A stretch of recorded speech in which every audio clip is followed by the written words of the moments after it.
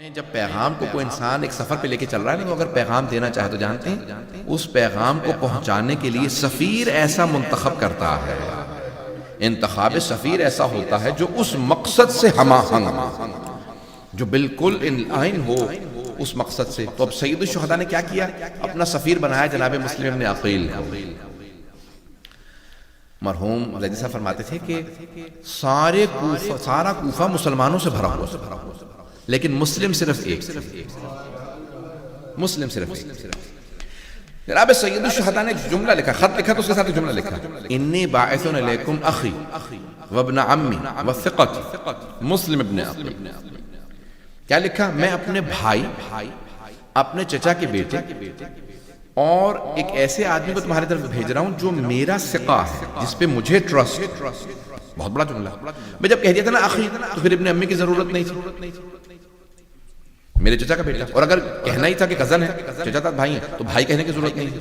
سید الشہداء بتا رہے ہیں یہ میں نے بھائی جو کہا ہے نا، یہ رشتے کی وجہ سے نہیں، وہ تو دوسرا جملہ بتا رہا، یہ بھائی میں نے ان کے ایمان کے درجے کی وجہ سے کہا ہے کہ سب میرے غلام ہیں، یہ بھائی ہے۔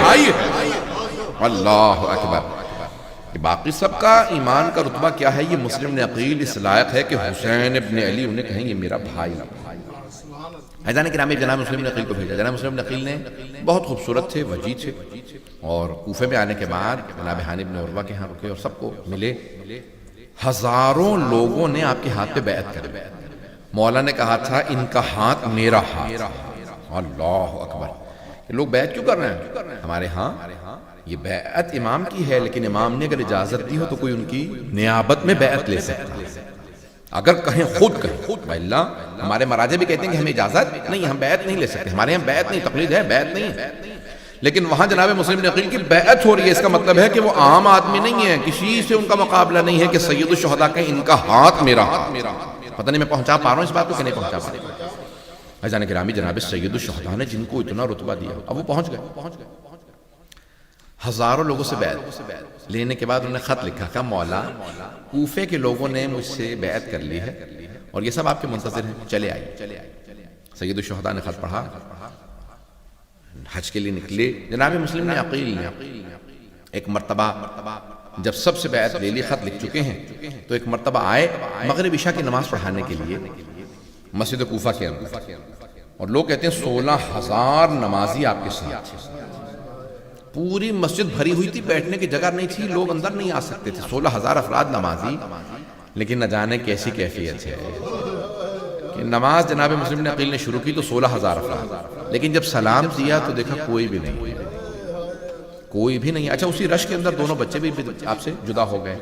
اگر اب مسائب برداشت کر پائیں، پردیس میں خدا کسی کو اکیلا نہ کر دے، تنہا نہ ہو جائے کوئی۔ تو اب جناب مسلم ابن عقیل باہر نکلے، اب جہاں رکے ہوئے تھے وہاں میں بھی نہیں جاتے، اس کا مطلب ہے سب میرے خلاف ہو گئے۔ غیرت یہ تقاضا نہیں کرتی میں اس سے جا کے پناہ مانگوں، مجھے اس پہ رکھو، وہاں رکھ لو۔ تو اب کوفے کی گلیوں میں پھرنے لگے، ایک دروازے پہ آئے، آ کے بیٹھ گئے۔ وہاں سے ایک بوڑھی خاتون نام طوعہ تھا، سوال کیا، کہا کہ کیا بات ہے، آپ اپنے گھر کیوں نہیں جاتے؟ دیکھتے نہیں کتنا پورا شب دور ہے، کہا گھر وہ جاتا ہے جس کا گھر ہو۔ کہا کیوں آپ کا گھر نہیں ہے؟ کہا میں مدینے کا رہنے والا ہوں۔ وہ مومنہ تھی، فوراً سوال کیا، کب مدینے کے رہنے والے؟ کس کے بیٹے ہیں؟ کہا انا مسلم ابن عقیل، میں مسلم ہوں، عقیل کا بیٹا۔ کہا کون سے عقیل؟ کہا عقیل ابن ابی طالب۔ کہا علی ابن ابی طالب کے بھائی؟ کہا ہاں، علی ابن ابی طالب کے بڑے بھائی، عقیل کا بیٹا۔ تو اس نے کہا میں مؤمنہ ہوں، میں آپ کے چچا پہ ایمان رکھتی ہوں، میں ان کی ماننے والی ہوں، آپ آئیے میں آپ کو پناہ دے دیتی ہوں، یہاں پہ آپ آرام کر لیجیے۔ کہا نہیں، میں تمہارے لیے مصیبت کا سبب نہیں بننا چاہتا، کیونکہ جو مجھے پناہ دے گا اس کے لیے مصیبت بن جائے گی۔ کہ نہیں، آپ یہاں پہ آئیے، آپ پناہ لے سکتے ہیں۔ کہا کچھ کھانا دے دوں آپ کو؟ کہا کچھ نہیں، صرف مجھے پانی دے دو، میں وضو کر کے تہجد کی نماز پڑھوں گا۔ مغرب عشاء پڑھ کے آئے تھے، وضو کیا، تنہائی میں گئے اور بیٹھ گئے وہیں کے صحن کے اندر، ایک جو حجرہ تھا باہر، وہیں پہ بیٹھے۔ تہجد پڑھنے کے بعد سر رکھا اور کچھ دیر کے لیے آنکھ بند کی، تو دیکھا کہ جناب امیر آئے ہیں، کہتے ہیں مسلم میں لینے کے لیے آئے ہیں۔ جناب امیر رومین کو دیکھا کہ میں لینے کے لیے آیا ہوں، سمجھ گیا کہ میری آخری رات ہے، بس بھئی جناب مسلم نے زیادہ وقت نہیں ہے، 5 سے 7 منٹ زحمت دوں گا۔ تو ایک مرتبہ جناب مسلم سمجھ گئے، فوراً اٹھے، دوبارہ نماز پڑھنے لگے۔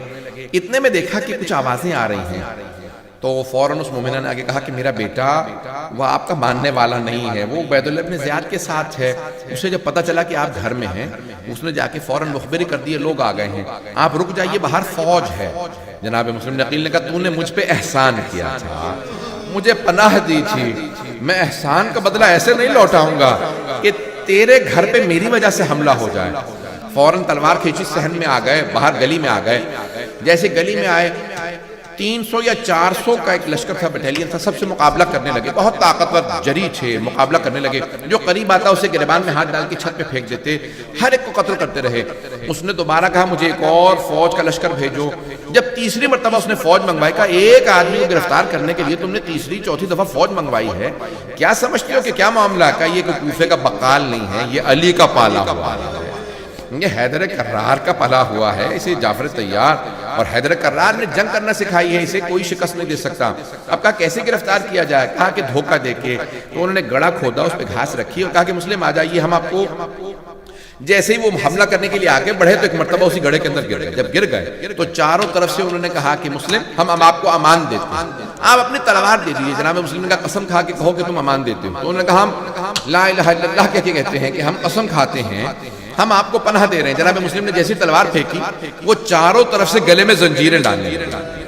تو جناب مسلم نے ایک مرتبہ آنکھوں سے آنسو بہنے لگے کہ ھذا اول الغدر، یہ پہلا دھوکہ ہے، تم نے قسم کھا کے اللہ کی مجھے دھوکہ دے دیا ہے۔ ایک مرتبہ جب وہ گرفتار کر کے لے جانے لگے تو جناب مسلم کے لب کٹے ہوئے تھے، مسلسل لوگ تیر مار رہے تھے، تلواروں کے وار تھے، لب کٹ گئے تھے، ان کی لپس جو ہیں وہ کٹ۔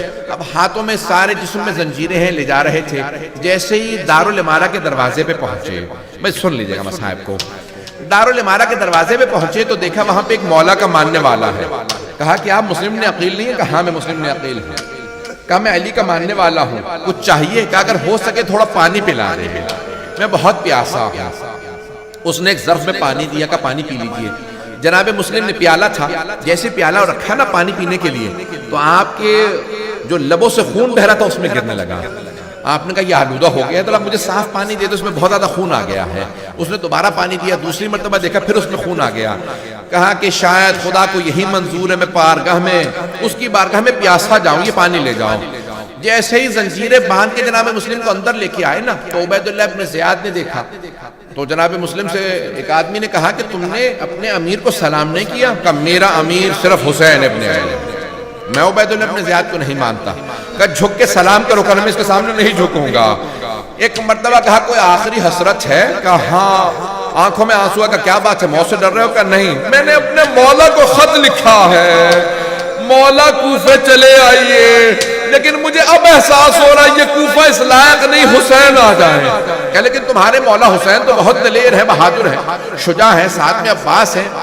کہ مجھے مولا کے آنے کے اتنے زیادہ پریشانی نہیں، لیکن مولا اپنی بہنوں کے ساتھ آ رہے ہیں، مولا بہنوں کے ساتھ چلے ہیں۔ اجرکم اللہ۔ بس بھئی 2-4 منٹ کی زحمت اور دوں گا۔ بس بھئی بعض بزرگ علماء نے ایک روایت لکھی ہے، وہ کہتے ہیں کہ وہاں جناب سید الشہداء کی کیفیت بدلنے لگی۔ جناب عباس نے پوچھا مولا کیا بات ہے؟ تو مولا نے ایک مرتبہ ہاتھ کی 2 انگلیاں اٹھائیں کہ عباس ذرا انگلیوں کے درمیان میں دیکھو۔ تو جناب عباس علیہ السلام نے دیکھا کہ مولا بڑا ہی کوئی مظلوم ہے، ہاتھ اس کے پشت سے بندھے ہوئے ہیں، گھٹنے زمین پہ ہیں، کسی بہت بڑی عمارت کی چھت پہ ہے، یہ دارالامارہ کی چھت تھی۔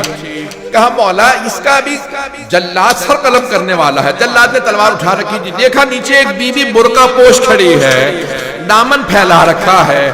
جناب سید الشہداء نے کہا عباس ذرا غور سے دیکھو۔ جناب عباس نے دیکھا کہ مولا یہ میرا بھائی مسلم ہے، مولا مجھے پہنچا دیجئے اعجاز سے، میں اپنے بھائی کا دفاع کروں، میرا بھائی تنہا ہے۔ ایک مرتبہ تلوار چلی، سر قلم ہوا، زمین پہ گرا۔ کہ مولا کوئی بی بی ہے؟ کہ یہ میری ماں ہے۔ اجرکم اللہ، اجرکم، میں نے تمام کر دیا۔ ایک مرتبہ جناب مسلم کے جسد کو کوفے کے سارے بازاروں میں پھیلایا گیا۔ میں تمام کر دیتا، لیکن یہاں جناب مسلم کی شہادت مکمل نہیں ہوتی۔ میں ہاتھ جوڑ کے کہوں گا ذرا 2 منٹ کے لیے میرے ساتھ چلیے۔ کہاں چلیں گے؟ راستے میں ابھی مکے سے جناب سید الشہداء کوفے کے لیے، کربلا کے لیے چلے ہیں۔ جانتے ہیں کون ہے؟ ساری بیویاں ساتھ ہیں۔ مولا نے ایک مرتبہ کہا عباس ذرا یہیں پہ خیمے نصب کر دو، آج رات میں یہیں رہوں گا۔ مولا عباس نے خیمے نصب کر دیے۔ ایک مرتبہ کہا ذرا میری بہنوں کو بلا دو، جناب عباس اس خیمے میں گئے جہاں جناب زینب کبریٰ تھی، کہا بی بی آپ کو مولا نے بلایا ہے۔ سید الشہداء کی آواز کا سننا تھا کہ مولا نے بلایا۔ جناب زینب فوراً آئیں، کہا بھیا آپ نے بلایا؟ دیکھا مولا کے بہت چہرے پہ غم کے آثار ہیں۔ کہا بھیا سب خیریت ہے؟ کہا کوفے سے بڑی بری خبر آئی ہے، ذرا میری بہن رقیہ کو بلا دو زینب، میں رقیہ سے بات کرنا چاہتا ہوں۔ جناب زینب سمجھ گئیں، فوراً آئیں کہ رقیہ بھیا نے بلایا ہے۔ ایک مرتبہ جناب رقیہ نے فوراً اپنی بیٹی کو آواز دی، بیٹی جناب مسلم کی بیٹی، نام عاتقہ ہے، کہا عاتقہ ماموں نے بلایا میرے ساتھ چلو۔ جیسے ہی جناب رقیہ کو اور عاتقہ جناب عاتقہ تو آتا دیکھا نا، مولا حسین مسند سے کھڑے ہو گئے، مسند سے کھڑے ہوئے بہن کا استقبال کیا، فوراً جناب عاتقہ کے سر پہ ہاتھ رکھا۔